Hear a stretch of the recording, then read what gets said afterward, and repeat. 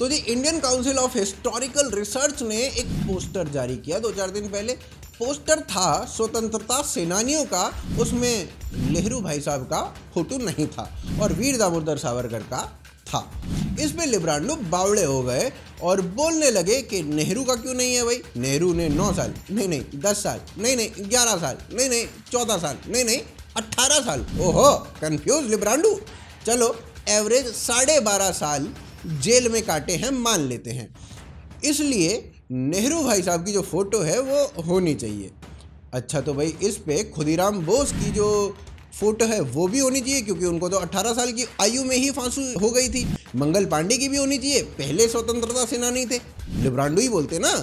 और झांसी की रानी भी होनी चाहिए थी क्योंकि वो तो एक महिला है और फेमिनिज्म भी हो जाता है इस बात पे, महिला को क्यों हटा दिया गया। लेकिन इन सब के ऊपर कोई मुद्दा नहीं बनाया गया, मुद्दा बनाया गया नेहरू जी की फोटो पर। नेहरू जी क्यों नहीं है, नेहरू जी क्यों नहीं है, ऐसा रोने लगे।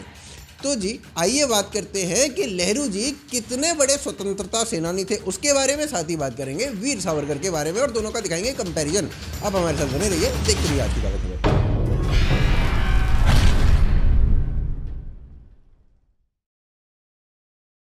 अब नेहरू जी का फोटो नहीं था और सावरकर का फोटो था, तो लिब्रांडो के बैकग्राउंड में एक गाना चलने लगा। अगर आप लिब्रांडो नहीं है तो इस वक्त आप उस गाने को सुन पा रहे होंगे। ऐसे ऐसे ऐसे ऐसे ऐसे ट्वीट्स आने लगे। साक्षी जोशी ने एक लेटर पढ़ के सुनाया जिसके बेसिस पे उन्होंने कहा कि सावरकर ने माफ़ी मांगी थी अंग्रेजों से और नेहरू जी ने तो नहीं मांगी थी, तो नेहरू जी का फोटो होना चाहिए था, सावरकर का नहीं होना चाहिए था।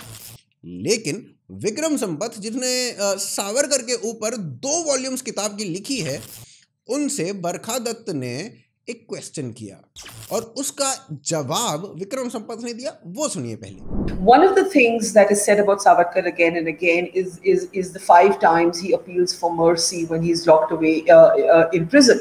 And you have I think oftentimes made the argument that was a sort of pragmatist intervention that revolutionaries of that time, other revolutionaries made as well, that it would be akin to a contemporary petition for bail. No, that's very unfortunate because I think there was a template of the times. Even if you see Gandhi's letters, it all ends with I beg to remain your most humble and obedient servant, and so on, and to your excellency. And so there was a certain format for letter writing those days. So to pick on some opening lines, some closing lines, or a particular writing format, and then in Twitter it's very easy to just crop off one little bit of a long letter without any historical context and then build a false narrative around it, and once you repeat a lie 1,000 times it starts appearing like the truth. अब विक्रम संपत ने बताया कि जो letter लिखा गया वो letter की तय भाषा थी। जैसे स्कूल में एप्लीकेशन सिखाई जाती है ना, to the principal, I beg to say that I am ill so I won't be able to attend school today. हर तरह की एप्लीकेशन लेटर का एक फॉर्मेट होता था। उसी प्रकार से अंग्रेजों ने भी ना एक फॉर्मेट बना रखा था और अपनी कैद कम करवाने के लिए उसी फॉर्मेट में सबको एप्लीकेशन लिखनी पड़ती थी। और ये वाली जो एप्लीकेशन थी ये वहाँ सेल्युलर जेल में जितने लोग थे सबने लिखी थी, सावरकर ने भी लिखी थी। लेकिन सावरकर की एप्लीकेशन में ये भी मिलता है कि एमनेस्टी को अगर मेरा नाम सबसे बड़ा ऑब्स्टेकल लगता है बाकी लोगों को छोड़ने में, तो मेरे नाम को छोड़ दिया जाए, बाकियों को रिलीज कर दिया जाए, मुझे इससे बड़ी सेटिस्फेक्शन मिलेगी। लेकिन इसके बारे में कोई लिब्रांडो कभी बोलता ही नहीं। फिर उसी समय एक क्रेडॉक नाम का अंग्रेजी रिपोर्टर था, उसने सावरकर से इंटरव्यू लिया और पूछा कि क्या आपको पछतावा है जो कुछ भी आपने किया उसका। वीर सावरकर ने साफ तौर पर वैसे ही कहा जैसे अभी कल्याण सिंह का वीडियो आपने देखा होगा, no regret no repentance. Collective work of Mahatma Gandhi volume 20 में गांधी सावरकर के बारे में बात करते हुए उनके लिए पेटिशन लिखते हैं और कहते हैं कि भाई सावरकर बंधुओं को छोड़ा जाए। इसी किताब के वॉल्यूम 23 में सावरकर बंधुओं को छोड़ने की बात लिखते हैं महात्मा गांधी और उसमें गांधी ने सावरकर बंधुओं को faithful patriot sons of Bharat कहकर संबोधित किया है और लिखा है इन्हें सरकार को छोड़ना चाहिए। फिर एक किताब बंदी जीवन सचिंद्र नाथ सान्याल की, मुख्य बात पता है क्या है इस किताब की कि सचिंद्र नाथ सान्याल जो थे वो वीर सावरकर के साथ सेल्युलर जेल में थे और उन्होंने अपनी किताब में लिखा है कि उन्होंने और सावरकर ने सेम पिटीशन लिखी थी, लेकिन उन्हें छोड़ दिया गया और सावरकर को नहीं छोड़ा गया। सावरकर का जब केस लड़ा जा रहा था तो सावरकर को अपना पॉइंट तक रखने नहीं दिया गया, उन्हें अपना केस खुद लड़ने नहीं दिया गया और उन्हें डबल लाइफ टाइम का सेंटेंस दे दिया गया, जो कि आज तक किसी भी क्रांतिकारी को नहीं दिया गया। सावरकर ने 11 साल काला पानी में बिताए और उन 11 सालों में 6 महीने जो थे वो सॉलिटरी कन्फाइनमेंट में थे। और एक बार इसे पढ़िएगा तो आपको पता चलेगा कि सावरकर को खाना भी किस प्रकार का दिया जाता था। चलिए, ये तो बात हो गई सावरकर की, और यहाँ से आपको पता चल गया होगा कि सावरकर किन हालातों में जेल में रहे, कैसे उन्होंने दिन बिताए। वैसे तो और भी बहुत कुछ यहाँ पर मैं ऐड कर सकता हूँ, लेकिन कोई अलग से ही वीडियो बनाकर सावरकर के बारे में बात की जाए तो बेटर रहेगा। अब आते हैं नेहरू के ऊपर। तो जैसा मैंने कहा कि सावरकर ने जो एप्लीकेशन लिखी या जिसे मर्सी पिटीशन भी बोला जाता है, वो सेम मर्सी पिटीशन या एप्लीकेशन नेहरू ने भी लिखी थी। नेहरू जी ने एक किताब लिखी टुवर्ड फ्रीडम एन ऑटोबायोग्राफी। उसमें भाई ने खुद ने अपने पंजाब के नाभा जेल के नाभा की साधारण जेल के इंसिडेंट के बारे में बताया। उन्हें जेल में डाला गया, केवल 2 सप्ताह की पनिशमेंट थी, और जब वो भाई साहब जेल गए तो उन्हें फीवर, टाइफाइड, उल्टी सब हो गया। अब जब नेहरू जी के पिताजी को पता चला कि उनका बेटा जेल में है तो उन्होंने एक इमोशनल सा लेटर लिखा, एक मर्सी पिटीशन लिखी, जिसमें कहा गया जवाहर अब से कभी भी पंजाब नहीं जाएगा, प्लीज जवाहर को छोड़ दो। तो फिर जवाहर को छोड़ा गया। अब प्लीज कोई हमें ये बता दे कि एक आदमी जो काला पानी की सजा काट रहा है, उसने सॉलिटरी कन्फाइनमेंट, उसे खाने में इस तरीके की रोटी जो ईंट जैसी हैं वो मिली, वो फ्रीडम फाइटर नहीं है। लेकिन वो आदमी जिसे केवल 2 सप्ताह के लिए एक साधारण सी जेल में डाला गया, उसे वहाँ पर टाइफाइड उल्टी भी हो गई और उसने उसी तरीके की पिटीशन भी लिखी, वो फ्रीडम फाइटर है।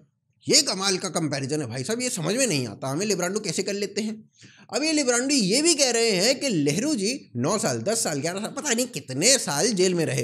तो भाई सावरकर भी 11 वर्ष जेल में रहे थे, वो भी काला पानी के। कुछ इस प्रकार की जेल थी सावरकर की। और वहीं नेहरू जी जो जेल में थे वो अहमदनगर फोर्ट था।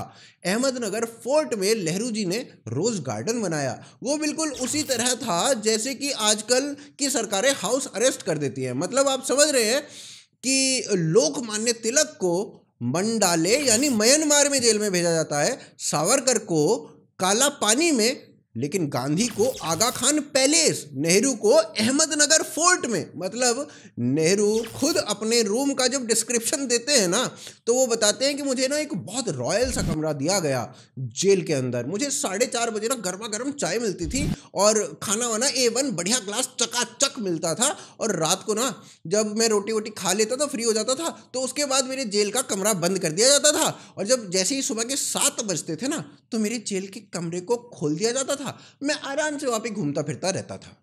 अबे ये कैसा जेल है बे, जिसमें 7 बजे सुबह सुबह कमरा खोल दिया जाता है? नेहरू जी का जो जेल था उसके अंदर नेहरू जी के लिए डिजाइन्ड स्पेसिफिकली एक बैडमिंटन कोर्ट था, जिसमें बाकी कांग्रेसी और वो खेलते थे। साथ ही साथ एक लाइब्रेरी नेहरू जी के कहने के बाद ही वहां पर स्पेशली बनवाई गई। कमाल की जेल थी भाई। और वहाँ पर रोज़ गार्डनिंग करते हुए आराम से मस्त मज़े से नेहरू जी रहते थे। A1 क्लास के नेहरू जी प्रिजनर थे। वहीं सावरकर जो थे वो D यानी कि डेंजरस क्लास के प्रिजनर थे। चलिए अब आ जाते हैं 1946 पे। जिन्ना ने डायरेक्ट एक्शन डे की घोषणा कर दी। 5000 हिंदू मारे गए। नेहरू गांधी ने इस पर कुछ नहीं बोला। पटेल साहब ने वायसरॉय को धमकी दी कि अगर ये जो हिंदुओं का मैसेकर है ये नहीं रुका तो हम रिटेलिएट कर देंगे, और बिहार में हिंदुओं ने मैसेकर का बदला लेने के लिए रिटेलिएट कर भी दिया। अब जैसे ही हिंदुओं ने रिटेलिएट किया, नेहरू ने अंग्रेजी सरकार को कहा कि हिंदुओं के ऊपर गोलियां चला दो और इनको अगर उड़ाना पड़े तो बम से उड़ा दो। वहीं गांधी जी जो हिंदुओं के कत्ल पर चुप थे, उन्होंने कहा कि मैं खाना नहीं खाऊंगा, बिना खाना खाए मर जाऊंगा, ऐसा मत करो हिंदुओं।